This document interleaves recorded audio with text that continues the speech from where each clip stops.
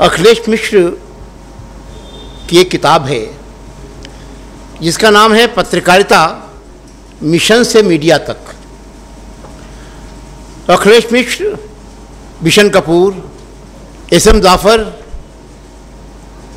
इशरत अली साहब, ये उस दौर के सहाफ़ी थे जिस दौर में पत्रकारिता मिशन हुआ करती थी।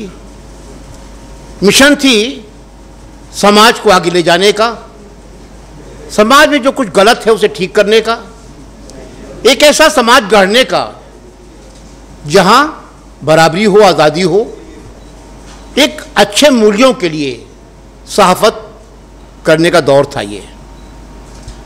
बिशन कपूर निश्चित तौर पर उस मिशन वाली पत्रकारिता के दौर के सबसे ज़्यादा चमकते सितारों में से एक थे, ये मैं कहना चाहता हूँ। बिशन कपूर का व्यक्तित्व तो केवल सहाफ़त तक सीमित नहीं था, और ये मैं इसलिए कहना चाहता हूँ कि तमाम लोगों ने उनके सहाफ़ी शख्सियत के बारे में बात तो की।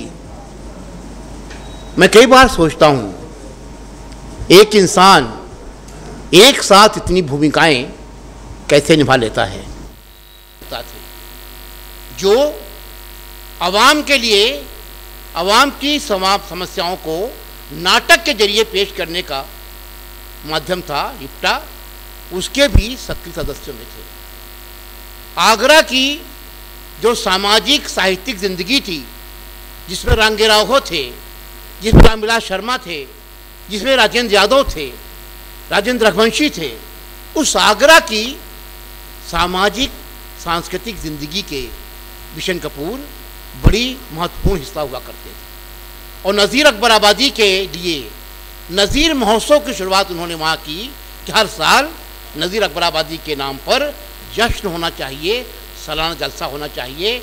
ये शुरुआत बिशन कपूर ने की थी। बिशन कपूर किसान नेता थे और किसानों के आंदोलन करने के लिए वो जेल भी गए, ये बताना चाहता हूँ मैं आपको। बिशन कपूर कम्युनिस्ट पार्टी के सक्रिय कार्यकर्ताओं में से एक थे, और उनके साथी तमाम लोग जो थे वे पार्टी में सक्रिय थे, और ऐसे लोग भी थे जो और मंचों पर सक्रिय थे, साहित्य में, संस्कृत में, इन तमाम चीज़ों में। और एक बात तो बताऊं कि जिस दौर की पत्रकारिता बिशन कपूर कर रहे थे, उस वक्त के पत्रकारों को अपनी किसी बात के लिए सफाई देने की जरूरत नहीं पड़ती थी। वे जो कुछ करते थे डंके के चोट पर, उनकी नीयत साफ थी, उनके इरादे नेक थे, उनके ताल्लुकात हुक्मरानों के साथ होते थे, वे ताल्लुकात बराबरी के स्तर पर होते थे। अखिलेश मिश्र के ताल्लुकात इंडी तिवारी से लेकर तमाम लोगों से बराबरी के स्तर पर थे। बिशन कपूर साहब के साथ कि हाँ, लगातार तमाम मुख्यमंत्रियों के फ़ोन आते थे, तमाम मंत्री वहाँ पर ठहरते थे उनके घर में, बहुत कुछ कर सकते थे वो लोग।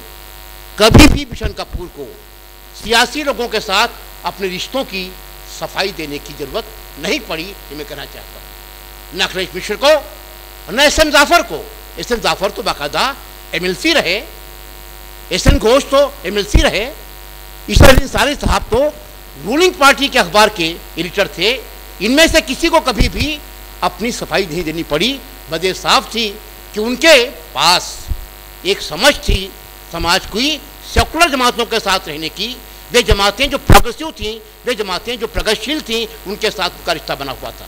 समस्या वहाँ खड़ी होती है जब हम बात करते हैं प्रगतिशील मूल्यों की, बात करते हैं हम धर्मनिरपेक्षता की, बात करते हैं हम जमहूरियत की, और उसके बाद हम दोस्ताना करते हैं उन ताकतों के साथ जो ताकतें इंसानियत की का कत्ल कर रही हैं।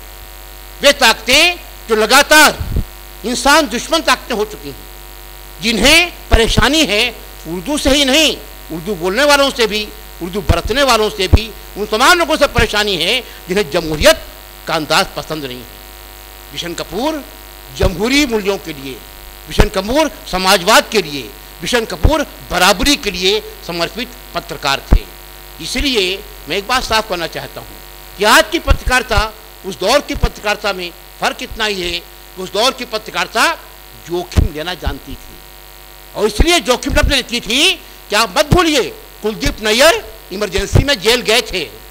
ये मत भूलिए कि तमाम अखबारों ने अपने हाशिए इमरजेंसी के वक्त काले कर दिए थे, छोड़ दिए थे। ये नहीं भूलना चाहिए हम लोगों को। इसलिए जब भी हम सहाफ़त की बात करते हैं तो निश्चित तौर पर बिशन कपूर की पत्रकारिता को हम इनकलाबी पत्रकारिता के रूप में याद करेंगे।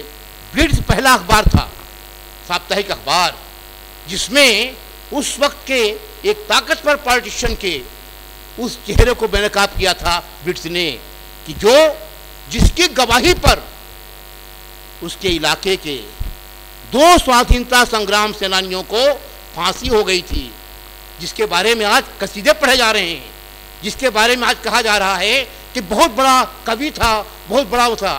निश्चित तौर पर बिशन कपूर ने जोखिम लिया था। उन्होंने कहा था कि जनाब आपने 18 साल की उम्र में भले ही माफ़ी मांगकर छूट गए थे 2 दिन के लिए जेल जाकर, थाने जाकर, मगर आपकी गवाही से 2 लोगों को फांसी लगी है, किसी ने भी याद नहीं किया। मुझे खुशी होती अगर ये आज जब तमाम तरह के अस्थि कलश निकल रहे थे, किसी सहाफ़ी ने कम से कम ये तो कहा होता किसी शख्स की गवाही पर 2 लोग फांसी चढ़ गए थे, लिखा किसी ने। इसलिए सफाई देने की जरूरत नहीं है वकार साहब। ये बात केवल असलियत, सच्चाई को, नंगी सच्चाई को जोखिम लेते हुए सामने पेश करने की बात है। एक बात मैं और कह दूं कि दरअसल बिशन कपूर ने लगातार ब्लिट्ज़ की पत्रकारिता के जरिए ही नहीं, तमाम हुक्मरानों के साथ बराबरी के रिश्ते रखते हुए ही नहीं, उन्होंने एक काम अपनी पहल पर शुरू किया था लखनऊ में भी, उसे कोई याद ही नहीं करता। आज 1857 की याद को लोगों के दिलो दिमाग में ताज़ा रखना है, इस अहद के साथ उन्होंने ये सिलसिला शुरू किया था लखनऊ शहर में। 1857 की याद को ताज़ा करने के लिए 2 साल लगातार बाकायदा यहाँ पर निकलती थी, रैली निकलती थी, टैबलो निकलता था कि कोई तात्या टोपे का चेहरा बनाए हुए है, कोई रानी लक्ष्मीबाई का। इस तरह से 1857 की याद को एक सांस्कृतिक समारोह में लखनऊ में शुरू करने की बात की थी बिशन कपूर ने, कि हमें याद ही नहीं है। इसलिए हम कहना चाहते हैं कि हम थोड़ा सा वक्त दें उन लोगों को याद करने के लिए जिन लोगों ने जोखिम के साथ पत्रकारिता की थी, जिनके कुछ मूल्य थे, जिनके कुछ सिद्धांत थे, और जिन्होंने उसके लिए हर वक्त बड़ी से बड़ी कीमत अदा करने का फैसला किया था। मुझे खुशी होती है कि प्रदीप कपूर बिशन कपूर के बेटे के रूप में हमारे सामने हैं। हम तो अवधि में, हमारे यहाँ अवधि में कहावत यही होती है कि बाद बाढ़े पूत पिता के धर्मा और खेती बाढ़े अपने कर्मा। पुत्र अपने पिता के कर्मों से। मैं देख रहा हूँ कि बिशन कपूर के जो संस्कार थे वो संस्कार प्रदीप में हैं।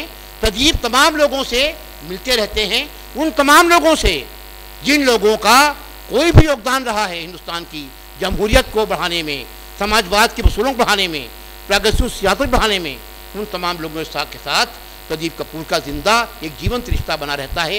ये जानकर मुझे खुशी होती है। और तब मैं आखिरी बात ये कहना चाहता हूँ कि हमें बिशन कपूर के ये जो मल्टी फेसेटेड पर्सनालिटी थी, जो बहुआयामी व्यक्तित्व था, उस व्यक्तित्व को भी लोगों के सामने पेश करने की कोशिश करनी चाहिए। और साथ साथ मैं कहूँगा वकार साहब, आप इसको अनखा मत लीजिएगा। पहली बात तो मैं आपको धन्यवाद देता हूँ इस बात के लिए कि आपने इतने लोगों को यहाँ पर इकट्ठा किया, मगर आपको ये जरूरत कहने की, बताने की नहीं बार बार कि आरएसएस के साथ रिश्ता होना चाहिए, नहीं होना चाहिए। जिसको रिश्ता तय करना होगा रिश्ता तय कर लेगा। हमारे जैसे लोग एक जोखिम लेके आए हैं, डंके की चोट पर हर मंच पर कहते हैं कि ये कातिलों की सरकार है, ये कहने का हिम्मत हम रखते हैं। आपको परेशानी होना हो, हमारी हमदर्दी उन अखलाकों के साथ है, हमारी हमदर्दी उन जुनूदों के साथ में है, हमारी हमदर्दी उन बच्चों के साथ में है जिनका एकमात्र जुर्म ये था, एकमात्र खता ये थी, जिनकी उनका गुनाह ये था कि वे शक्ल सूरत थे, उस मजहब के नहीं थे जिस मजहब के मारने वाले थे। तो क्या हमें थोड़ी हमदर्दी नहीं होनी चाहिए?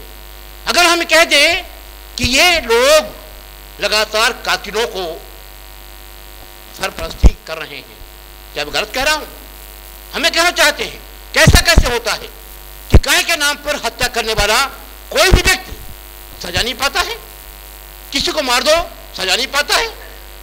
ये बात हम टंके की चोट पर हर मंच पर कहते थे, हर मंच पर कहते रहेंगे, रिश्ते सामाजिक रिश्ते और होते हैं। हम सम्मान करते हैं लालजी टंडन जी का, हम सम्मान करते हैं तमाम तरह के भाई दोस्त हैं, उनकी इज्जत करते हैं, हमारे बुजुर्ग हैं, उनकी इज्जत करते हैं। तो जहाँ तक विचारधारा की बात है, हम टंके की चोट पर कहना चाहते हैं कि विचारधारा खूनी विचारधारा है जो आज सत्ता में है।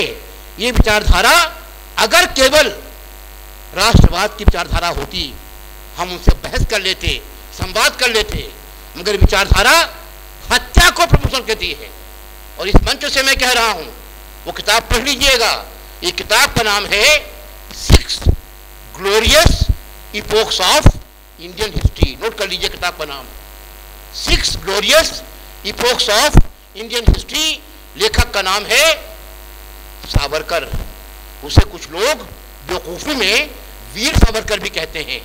वो एक किताब के एक चैप्टर में कहता है बलात्कार जरूरी हथियार है, बलात्कार का समर्थन करने वाला अगर वीर है तो ऐसी वीरता को मैं लानत मारता हूं, ऐसी वीरता को मैं शर्म की बात समझता हूं। फर्क ये है, इसलिए सावरकर या गोलवलकर को मानने वाले लोग किसी भी हालत में एक आधुनिक भारत के नायक नहीं हो सकते हैं।